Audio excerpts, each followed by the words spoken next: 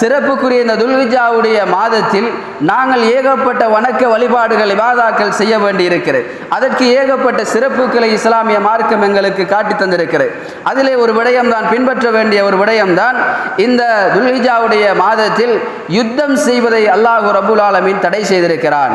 இந்த துல்ஹிஜ்ஜாவுடைய மாதத்தில் அல்லாஹு தஆலா போர் புரிவதை, ஜிஹாத் யுத்தம் செய்வதை அல்லாஹு தஆலா தடுத்திருக்கிறான். யுத்தம் என்பது, ஜிஹாது என்பது அல்லாஹு ரப்புல் ஆலமீனுக்கு விருப்பமான ஒரு வணக்கமாக இருந்து கொண்டிருக்கிறது.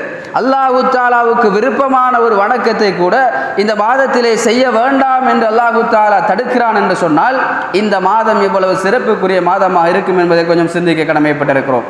அப்படி அல்லாஹு தஆலா இந்த மாதத்திலே தனக்கு விருப்பமான அந்த ஜிஹாதை கூட செய்ய வேண்டாம் என்று சொல்லுகின்றான் என்று சொன்னால் அந்த மாதத்தில் நானும் நீங்களும் நம்முடைய உறவுகளோடு சண்டை பிடிக்க முடியுமா? நம்முடைய அன்றைய வீட்டார்களோடு சண்டை பிடிக்க முடியுமா? பிற முஸ்லிம்களோடு சண்டை சச்சரவுகளை ஈடுபட முடியுமா?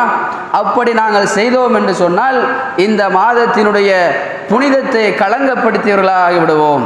இந்த மாதத்தில் அல்லாஹு தஆலா எதை செய்ய வேண்டாம் என்று கட்டளையிட்டானோ அதை செய்த குற்றத்துக்கு நானும் நீங்களும் ஆளாகி விடுவோம். எனவே இந்த மாதத்தில் நாங்கள் ஒருவரோடொருவர் சண்டை பிடிக்காமல் இருக்க, ஒரு பேணுதலாக இருக்க வேண்டிய ஒரு மாதமாக இருந்து கொண்டிருக்கிறது.